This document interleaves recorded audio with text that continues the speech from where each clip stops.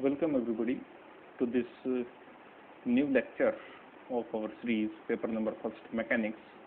Today we will discuss yet another new topic of our syllabus, that is moment of inertia. Moment of inertia यानी जड़त्व आघूर्ण. यहाँ जितने भी topics हम स्टडी करने वाले हैं सीरीज में, that is the series of moment of inertia, यहाँ ये मोस्ट ऑफ द टॉपिक से आप सभी लोग फैमिलियर है और ये जो +2 का आपका लेवल है वहीं से इंट्रोड्यूस हैं टॉपिक्स, तो वहाँ काफ़ी बहुत तरीके से आप फैमिलियर होंगे इन टॉपिक से और काफ़ी बार आपने इनके ऊपर क्वेश्चंस किए होंगे. इवन न्यूमेरिकल क्वेश्चंस भी इसके ऊपर बहुत ज़्यादा बुक्स में रहते हैं मोमेंट ऑफ इनर्शिया जैसे टॉपिक के ऊपर. तो ये हमारा एक पोर्शन है जो बचा हुआ है सेकेंड यूनिट में, और जैसे ही ये समाप्त होता है तो हमारी यूनिट नंबर 2 पूरी हो जाएगी, that is the topic of moment of inertia. काफ़ी कुछ इसमें हमें वर्क करना है. सो let's start about moment of inertia. देखिए, मोमेंट ऑफ इनर्शिया को सबसे पहले इनर्शिया जो वर्ड है जड़त्व, ये सबसे पहले इंट्रोड्यूस और हम इससे जो फैमिलियर हुए थे सबसे पहले वो हुए थे when we start studying the Newton's law of motion. And the first law of Newton's law of motion is the law of inertia. What is law of inertia? Actually law of inertia ये कहता है कि अगर कोई body rest में है तो that body always want to remain in rest, और अगर कोई बॉडी मोशन में है तो हमेशा वो बॉडी चाहती है दैट इट विल बी और it wanted to remain in the form of uniform velocity until an external force or external torque is applied on it. मैं external torque मैंने इसलिए कहा क्योंकि टॉर्क से आप फैमिलियर हैं और टॉर्क को स्टडी करके आप आए हैं. क्योंकि जब फोर्स के ऊपर हम बात कर रहे हैं तो हम एक ट्रांसलेटरी मोशन की बात कर रहे होते हैं, यानी हम बात कर रहे होते हैं एक समान रेखा में गति में. और जब भी हम टॉर्क के ऊपर बात कर रहे होते हैं तो एक रोटेशनल मोशन के ऊपर हम बात कर रहे होते हैं. तो my aim is to deduce the motion, actually my stress is on rotational motion. Why rotational motion? Because इस टॉपिक में, इस चैप्टर में जो हमें स्टडी करना है वो पूरा का पूरा रोटेशनल मोशन के ऊपर है. यहाँ ट्रांसलेटरी मोशन नहीं है. तो इस कारण मैंने फोर्स और always although the Newton does not introduce the word like torque in its first law of motion, but अगर किसी भी बॉडी की फॉर्म को बदलना है, फॉर्म से मेरा मतलब है उसके इनर्शिया को बदलना है, उसके जड़त्व को बदलना है, तो न्यूटन ने कहा था कि यदि कोई वस्तु विराम की अवस्था में है तो वो सदैव विराम की अवस्था में ही रहेगी, और यदि कोई वस्तु गति की अवस्था में है, एक समान गति की अवस्था में है, तो वो वस्तु सदैव एक समान गति की अवस्था में ही रहेगी जब तक कि उस पर कोई बाह्य बल आरोपित न कर दिया जाए. That is, a body is always into the position of rest until or unless any external force is applied on it, or a body is always remains in the position of uniform motion until or unless any external force is applied on it. तो ये जो बातें हैं, वो जो body अपनी position को change करना नहीं चाहती, वो क्यों नहीं चाहती? क्योंकि उसका वो जो गुण है जो उसे ऐसा करने से रोकता है वही इनर्शिया है, वही जड़त्व है। और जो इनर्शिया के लिए रेस्पॉन्सिबल फैक्टर है वो बॉडी का मास है। उस बॉडी का मास उसको ऐसा करने से रोकता है। वो अगर रेस्ट की पोजीशन में तो हमेशा रेस्ट की पोजीशन में रहना चाहती है, हमेशा अगर मोशन की फॉर्म में है तो मोशन की फॉर्म में रहना चाहती है, अनटिल और unless any external torque is applied on that. तो this is all about inertia. Inertia के कारण ऐसा हो रहा है। तो ये जो वर्ड है, जो ये जो टॉपिक हम स्टार्ट करना चाहते हैं, मोमेंट ऑफ इनर्शिया, मोमेंट को अभी मोमेंट के ऊपर हम नहीं आए, अभी हम केवल इनर्शिया के ऊपर डिस्कस कर रहे हैं। इनर्शिया क्या है? तो इनर्शिया का जो पहला इंट्रोडक्शन है वो हुआ था हमारे पास by the first law of motion और Newton's first law of motion. वो चीज इनर्शिया है जो बॉडी को उसकी प्रेजेंट पोजीशन को चेंज करने से रोकती, दैट इज कॉल्ड इनर्शिया। अब बात मोमेंट की कर लेते हैं। मोमेंट ऑफ इनर्शिया क्या है? मोमेंट क्या है कि आपने स्टडी किया मोमेंटम, लीनियर मोमेंटम आपने स्टडी किया। अब लीनियर मोमेंटम को जब आप स्टडी करते हैं तो लीनियर मोमेंटम आपने स्टडी किया और आपने कहा कि जो लीनियर मोमेंटम है वो उसको हम स्मॉल p से डिनोट करते हैं, and that is equal to the product of mass and velocity. This is the mass and this is the velocity. This is the linear momentum.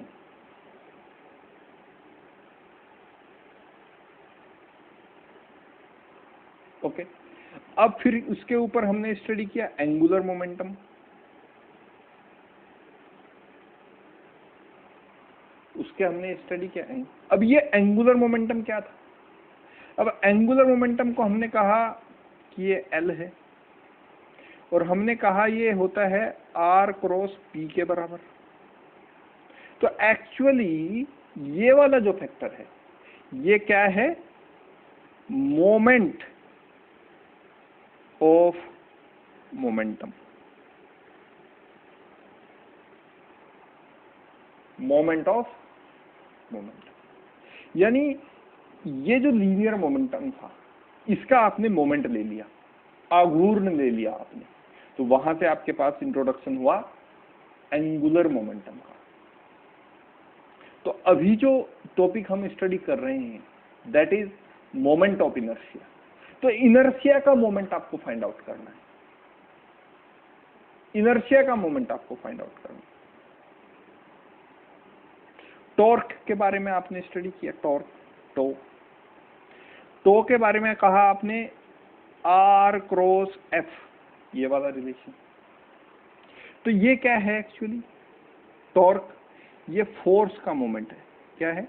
Moment of force, force का आघूर्ण है ये torque. बल आघूर्ण, बल का आघूर्ण, that is moment of force. ये है एंगुलर मोमेंटम L या J, जिससे भी रिप्रेजेंट आपने किया हो। टोटल एंगुलर मोमेंटम वैसे J से रिप्रेजेंट होता है, that is L plus P, the total angular momentum, and the law coming from there is law of conservation of momentum, dj by dt equals to tau, dj by dt equals to tau। ये अगर to zero हो जाए यानी बल आघूर्ण का मान zero हो जाए तो टोटल एंगुलर मोमेंटम वो कंजर्व हो जाता है, कंजर्वेशन ऑफ एंगुलर मोमेंटम। तो इस सारे टॉपिक से आप फेमिलियर होके आए हैं, कंजर्वेशन ऑफ मोमेंटम से आप फेमिलियर होके आए हैं, एंगुलर मोमेंटम से आप फेमिलियर होके आए हैं, टॉर्क से आप फेमिलियर होके आए हैं। तो एक्चुअली लीनियर मोमेंटम आपको पता है और उसका आप मोमेंट फाइंड कर लें तो आपके पास वहां से आ जाएगा angular momentum. Moment of momentum, आपके पास बल है, उसका आघूर्ण फाइंड कर ले, वहां से आपके पास बल आघूर्ण आ जाएगा। यानी अगर आपके पास फोर्स है, उसका मोमेंट ले लीजिए, moment of force is equals to torque. Moment of force is equals to torque.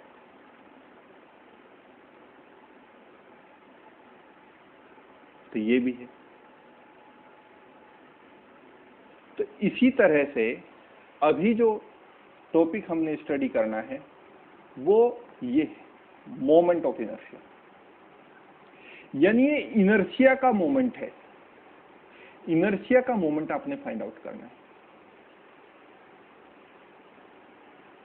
Okay, so let's start this.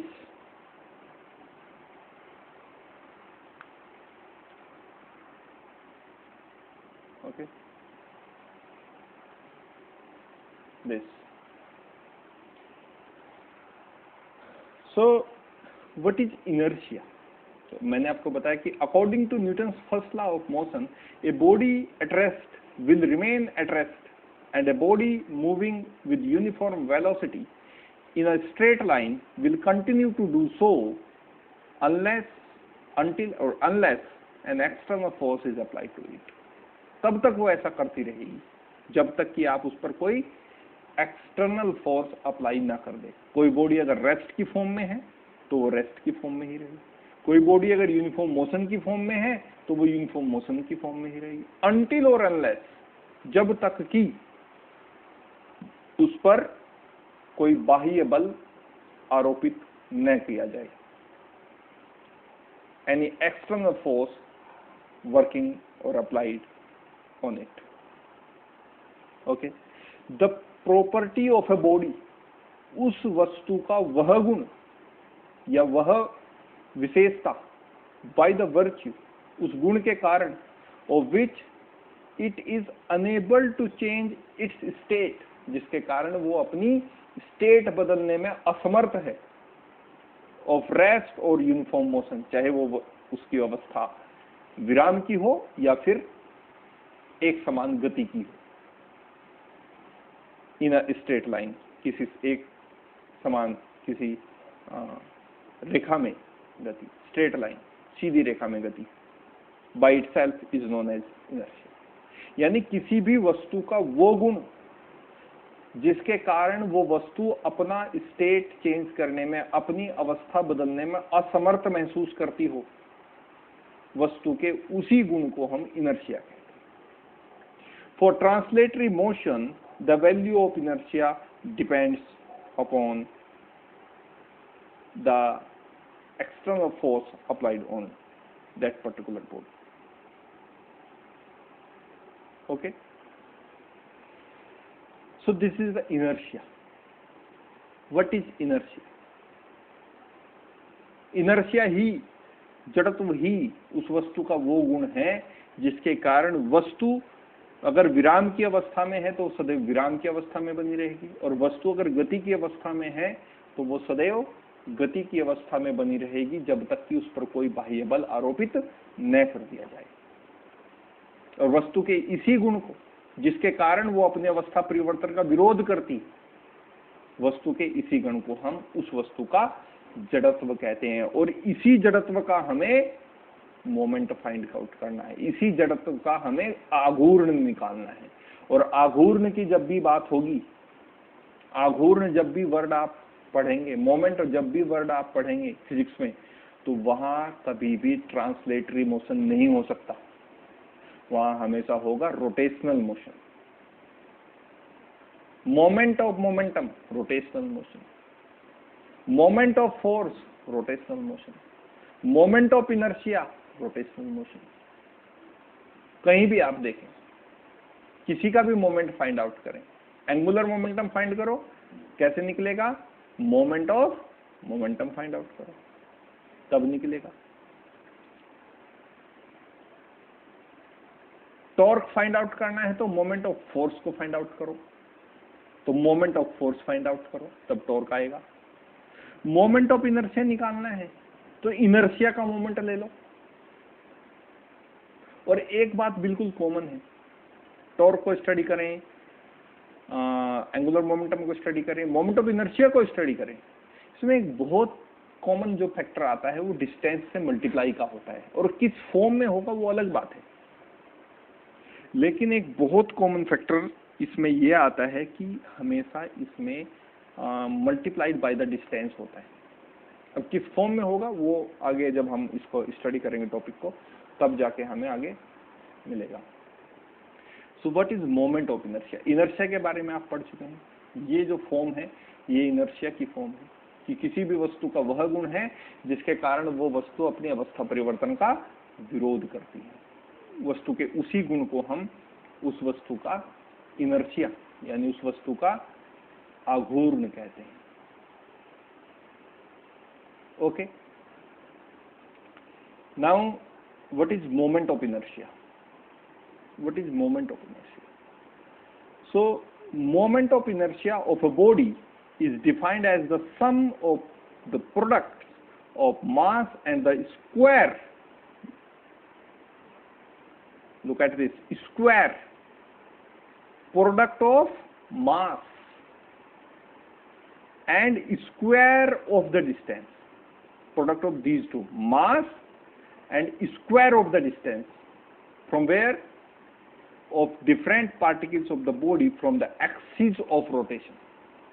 Axis of rotation से जो different particles हैं उन सब particle की जो distances हैं उनके square की multiply जब उनके mass के साथ होती तो उस product को हम moment of inertia कहते हैं, उस particular particle का। और किसी body का अगर निकालना हो,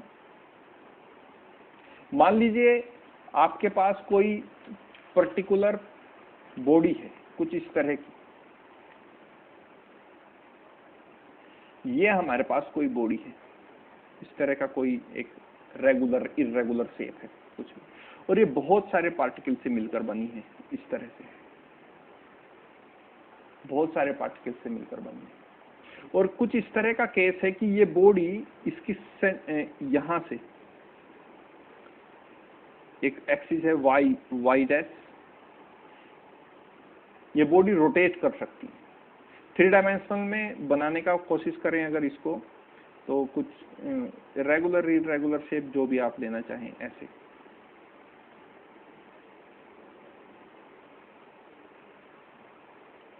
ऐसे ऐसे एक इस तरह का, ये y है और ये y dash.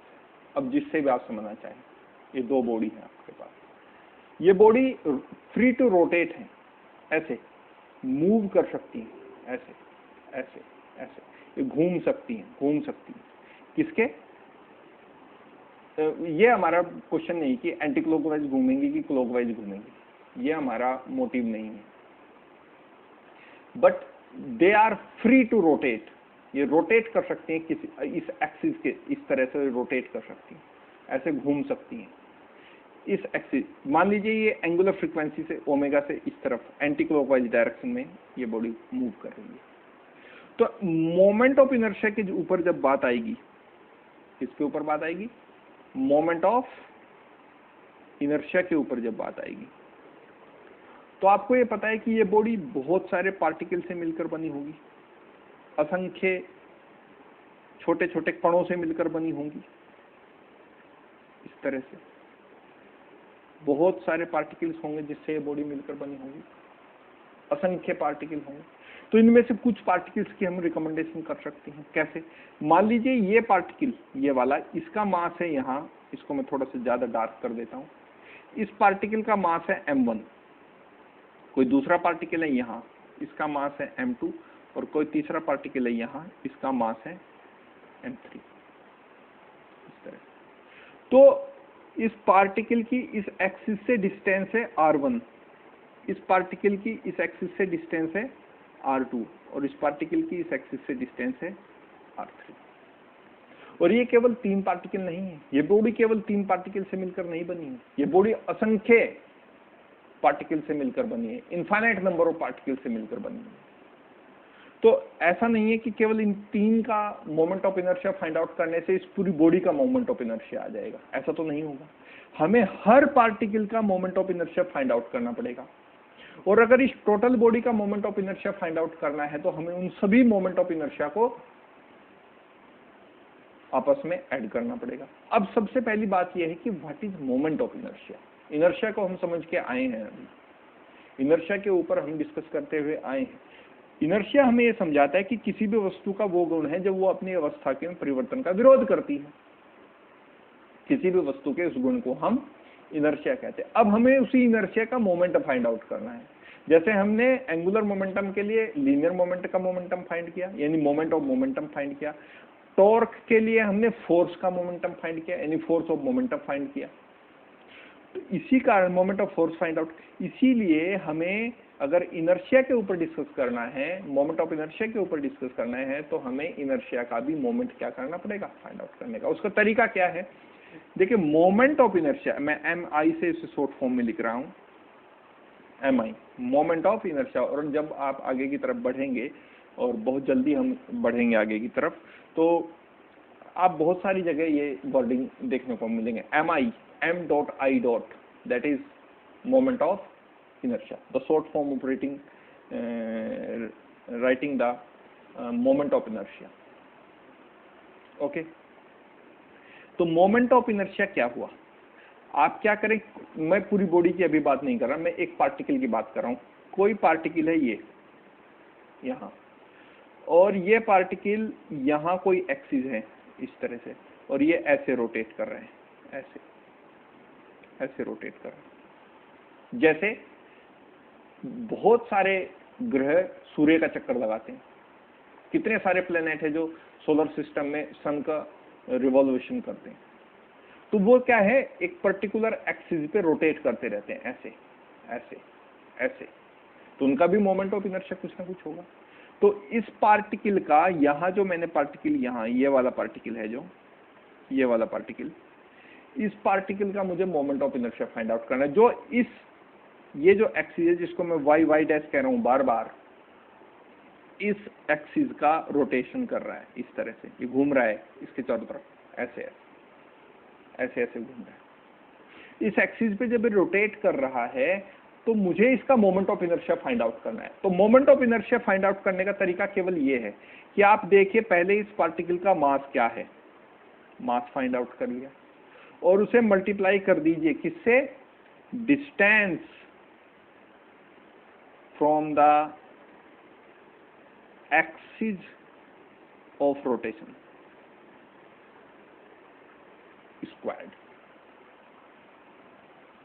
That is moment of inertia. अगर किसी पार्टिकल का आपको फाइंड आउट करना है, इस पार्टिकल का आपको moment of inertia find out करना है, तो उस पार्टिकल का moment of inertia find out करने के लिए आप उस पार्टिकल का मास निकालिए, उसके मास का आपको पता होना चाहिए। दूसरा, जो डिस्टेंस है, ये वाली डिस्टेंस, ये वाली डिस्टेंस, ये परपेंडिकुलर डिस्टेंस आप इसे कह सकते हैं। इसको आप ज्यादा बेहतर लिखना चाहते हैं तो आप यहां लगा दीजिए एक word, perpendicular. Perpendicular distance from the axis of rotation, और उसका स्क्वायर कर दीजिए। तो अगर इस पार्टिकल के मास को आप m कहें और इस डिस्टेंस को x कहें, तो एक्चुअली जो मोमेंट ऑफ इनर्शिया होगा वो होगा mx square. That is the concept behind it. यानी उस पार्टिकल का मास आपको चाहिए, और जिस एक्सिस के अबाउट वो रोटेट कर रहा है, क्योंकि यहाँ रोटेशनल मोशन होगा। मैंने आपको बताया मोमेंट जो वर्ड आएगा, जहां भी आप मोमेंट को स्टडी करेंगे, मैं ट्रांसलेटरी मोशन के ऊपर बात नहीं कर रहे होते हैं हम। ट्रांसलेटरी मोशन के ऊपर हम केवल वहां बात करेंगे जहां रोटेशनल मोशन होगा। जहां ट्रांसलेटरी मोशन के ऊपर हम तब बात करेंगे जहां मोशन इन स्ट्रेट लाइन होगा। जब भी हम मोमेंट जैसे वर्ड को फिजिक्स में यूज करते हैं तो वहां एक्चुअली रोटेशनल मोशन हो रहा होता है। तो मोमेंट, चूंकि मोमेंट ऑफ इनर्शिया को हम समझने की कोशिश कर रहे हैं, तो मोमेंट ऑफ इनर्शिया को समझने के लिए हमें ये समझना पड़ेगा कि अगर किसी भी पार्टिकल का हम moment of inertia find out करना चाहते हैं तो हमें दो बातों का पता होना चाहिए। पहले उसके मास का पता होना चाहिए, second perpendicular distance from the axis of rotation का स्क्वायर कर देना चाहिए। तो ये that is equals to capital I, which is the notation of moment of inertia, and this I is coming from the first letter of inertia, first letter of inertia, ये वाला यहां से आया ये I. So moment of inertia is denoted by capital I and is equals to the product of the mass and square of the distance from the axis of rotation. This product gives me the moment of inertia of that particular body or that particular particle. ये particle की बात हुई। अब कोई body अगर हो, वो तो infinite number of particles से मिलकर बनी होगी, बहुत सारे ऐसे particles होंगे जो जिससे वो body मिलकर बनी होगी। तो infinite number of particles से अगर कोई body मिलकर बनी होती है तो उसमें हम क्या करते हैं कि पहले वाले particle का मोमेंट ऑफ इनर्शिया निकाल दिया, और मोमेंट ऑफ इनर्शिया निकालने का तरीका क्या है, यही तरीका है। पहले वाले इस पार्टिकल का मोमेंट ऑफ इनर्शिया कितना हो जाएगा, m1, और distance from the axis is r1 square, क्योंकि तरीका यही है, मास of the particle into square of the distance from the axis of rotation. यही तरीका है, यही तरीका है। फिर इस वाले पार्टिकल का मास मोमेंट ऑफ इनर्शिया निकालेंगे m2 का, तो क्या होगा, मास of the particle into square of the distance from the axis of rotation, and distance is r2 and this is the square of r2 square. तीसरे वाले पार्टिकल का moment of inertia निकालेंगे, that is mass of the third particle into square of the distance from the axis of rotation, that is m3 r3 square। तो पहले वाले particle का moment of inertia हो गया m1 r1 स्क्वायर, दूसरे वाले particle का मोमेंट ऑफ इनर्शिया हो गया m2 r2 स्क्वायर, तीसरे वाले पार्टिकल का मोमेंट ऑफ इनर्शिया हो गया m3 r3 स्क्वायर। अब इसी तरह से इसी वे में कंटिन्यूअस करते हुए हम इन सारे पार्टिकल्स का moment of inertia find out करेंगे, और जब इन सारे पार्टिकल का मोमेंट ऑफ इनर्शिया हमें फाइंड आउट हो जाएगा तब फिर हम उनको सबको ऐड कर देंगे, और ऐड करने से मुझे इस पूरी बॉडी का moment of inertia find out हो जाएगा इस एक्सिस के अबाउट। तो मोमेंट ऑफ इनर्शिया जब हम निकालेंगे तो टोटल क्या होगा, that is the total moment of inertia of this body, of this particular body, the whole body is equal to the moment of inertia of first particle m1 r1 square plus moment of inertia of the second particle, that is m2 r2 square plus moment of inertia of the third particle, that is m3 r3 square। और इसी तरह से हम आगे भी जितने particles हैं उन सब का moment of inertia find out कर सकते हैं। इसलिए डॉटेड टर्म्स को यूज किया गया है, क्योंकि ये तो इनफाइनाइट नंबर ऑफ पार्टिकल्स हैं। क्या इनफाइनाइट नंबर ऑफ पार्टिकल्स क्या मोमेंट ऑफ इनर्शिया लिख सकते हैं? नहीं लिख सकते। तो मैंने इसी कारण यहां आगे डॉट डॉट कर दिया है। तो इस सम को हम कैसे लिख सकते हैं, that is summation I M I R I square, या simply you can write it that summation of M R square. This is actually the moment of this particular body, moment of inertia of this particular, about this axis, which is passing through its center of mass, or maybe now we cannot, we are not in the condition that we can easily say that this axis, that is the axis y dash, is surely to be passed through its center of mass, but it passed through through any point, but always be perpendicular to the plane of this body। ये बात sure है कि हमेशा ये जो अक्ष है जिसको हम y डैश कह रहे हैं, हमेशा जिस प्लेन में ये बॉडी है उसके हमेशा क्या है, परपेंडिकुलर टू द बॉडी। जैसे मेरा ये पेन मेरा ये पेन इस कागज के प्लेन के परपेंडिकुलर, ऐसे perpendicular to the axis of rotation. Okay, इस तरह। तो ये मोमेंट ऑफ इनर्शिया, इस तरह से आप मोमेंट ऑफ इनर्शिया को फाइंड आउट कर सकते। किसी भी बॉडी का अगर आपको moment of inertia find out करना है तो आपको यही तरीका अपनाना पड़ेगा। इसी तरीके से आप उस बॉडी का moment of inertia find out कर सकते हैं। तो यही सब कुछ यहाँ बताया गया है।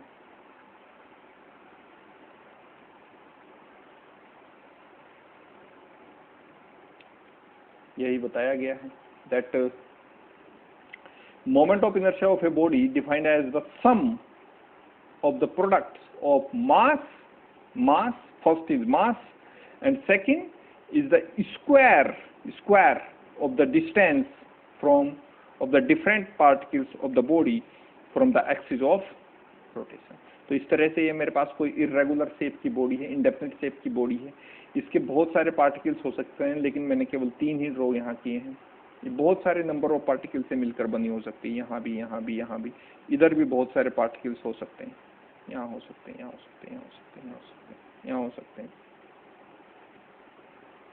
ए number of particles may be there, बहुत सारे पार्टिकल्स हो, और ये इस एक्सिस के अबाउट रोटेट हो रही है, that is the axis y dash, और एंटी क्लॉकवाइज डायरेक्शन में ये बॉडी रोटेट कर रही है अबाउट दिस एक्सिस। तो moment of inertia of this body can be written as that is I is equals to m1 r1 square, that is the moment of first particle, plus m2 r2 square, that is the moment of inertia of the second particle, plus m3 r3 square, that is the moment of inertia of the fourth particle, and up to okay. तो इस पूरे सम को, चूंकि ये केवल 3 particle तो नहीं है इस बॉडी में, बहुत सारे ए नंबर ऑफ पार्टिकल्स हैं। तो जब इतने सारे पार्टिकल्स हैं तो इन सब पार्टिकल्स को जब इन सब पार्टिकल्स का मोमेंट ऑफ इनर्शिया हम फाइंड आउट करने की कोशिश करेंगे, तो that is equals to, can be written as that I equals to summation mr square, equal to summation mr square. Physical significance की बात कर लेते हैं। What is the physical significance of moment of inertia? मोमेंट of इनर्शिया का physical significance क्या है, भौतिक सत्यापन क्या कर सकते हैं उसका? देखिए, जिस तरह से मास को आप समझते हैं इनर्शिया के लिए, कि अगर किसी भी बॉडी का, कोई भी आपके पास बॉडी है, रेगुलर शेप, इरेगुलर शेप, इसका सबसे बढ़िया एग्जांपल ये है कि अगर एक छोटा सा पत्थर है आपके पास, उस पत्थर को आपको एक जगह से दूसरी जगह लेके जाना है, तो आराम से आप उसको लेके जा सकते हैं। और एक बहुत बड़ा विशालकाय आपके पास पत्थर है, तो क्या आप उसको लेके जा सकते हैं? एक जगह से दूसरी जगह ट्रांसलेट कर सकते हैं? नहीं कर सकते, इजीली नहीं कर सकते। तो ऐसा कौन सा फैक्टर है जो उस विशालकाय पत्थर की स्टेट को चेंज करने से, जो उसकी स्टेट को चेंज करने में अवरोध पैदा कर रहा है? ऐसा कौन सा फैक्टर? वो फैक्टर है उस बॉडी का मास, उस बॉडी का मास, जो उस पत्थर को, जो विशालकाय पत्थर जो हमने एज्यूम किया है, उस पत्थर को एक जगह से दूसरी जगह ले जाने में अवरोध उत्पन्न करता है, जो अपोज करता है उसकी स्टेट चेंज का, चेंज ऑफ स्टेट को अपोज करता है। That is the mass of that body. अगर मास कम है तो आसानी से स्टेट को चेंज कर सकते हैं आप। छोटा सा पत्थर यहां से उठाइए, यहां रख दीजिए। एक विशालकाय पत्थर है, उसको आप अगर एक जगह से दूसरी जगह उठाने का प्रयास करेंगे तो ऐसा नहीं कर सकते आप। ऐसा it is not possible by the man power. बहुत विशालकाय पत्थर है तो उसके लिए किसी मशीनरी वर्क की जरूरत पड़ेगी, बहुत बड़ा एक फोर्स लगाना पड़ेगा, तब उसका स्टेट चेंज हो सकता है। तो ट्रांसलेटरी मोशन में जो स्टेट चेंज का अपोज करता है वो बॉडी का मास होता है, ट्रांसलेटरी मोशन में। और जिस तरह से ट्रांसलेटरी मोशन में किसी भी बॉडी का मास उसके स्टेट के चेंज का, मान लीजिए आपके पास कोई एक पत्थर है जो बहुत विशालकाय पत्थर है, इस तरह से, यहां एक छोटा सा पत्थर है, आप इस पत्थर को यहां से उठाइए, यहां रख दीजिए, आराम से आ जाएगा, ये पत्थर यहां से आएगा, आराम से यहां तक आ जाएगा। लेकिन अगर यहीं आपके पास एक विशालकाय पत्थर है, इस पत्थर को आपको इस तरफ लेके जाना है, क्या ये काम उतना ही पॉसिबल है, उतना ही आसानी से हो जाएगा? नहीं हो सकता। तो ये जो कारण है कि ट्रांसलेटरी मोशन यहाँ इस केस में आसानी से हो जा रहा है, इस केस में नहीं हो सकता, तो इसका कारण है मास of the body.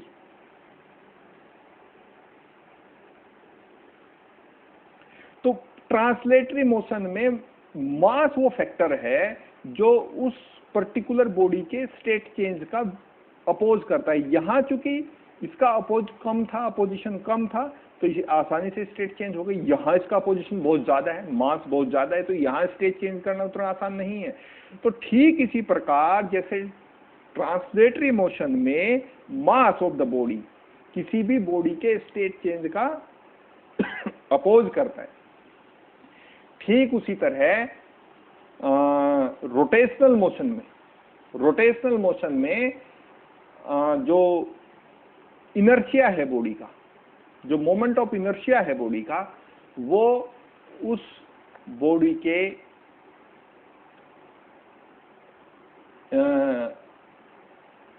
State of change का विरोध करता है।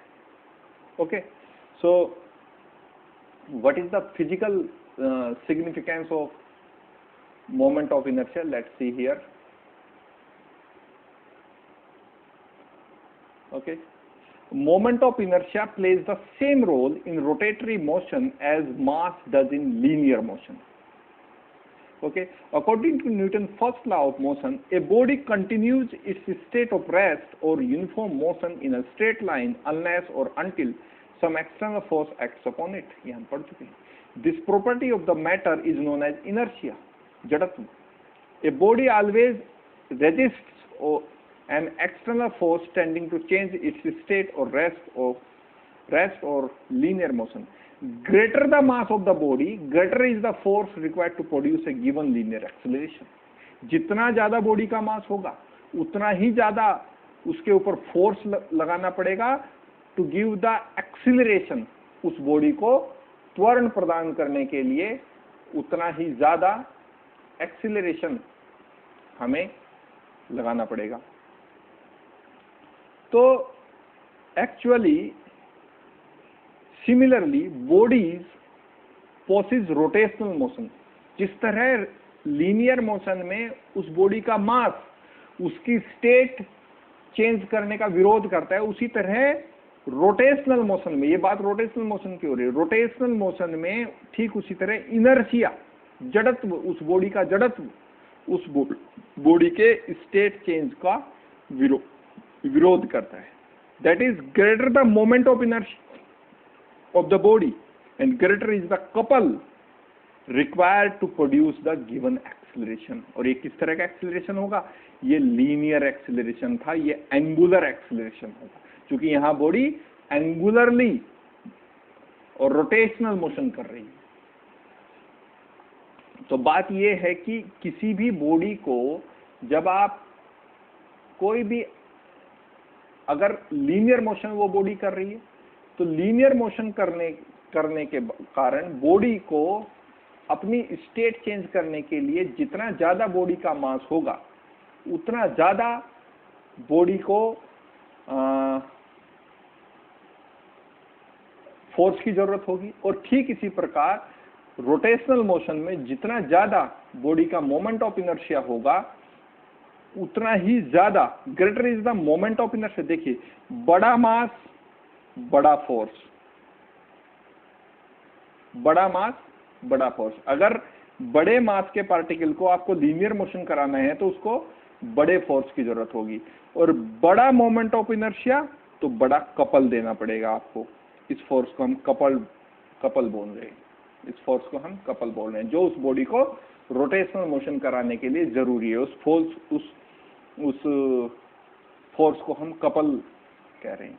तो ठीक उसी प्रकार जैसे लीनियर मोशन में mass of the body opposes to the change into the state of the body, in the same way in the rotational motion the moment of inertia of the body is opposite to the change of state of that particular body. So students, that's all for now, and meet you into the next one. Till then, thank you.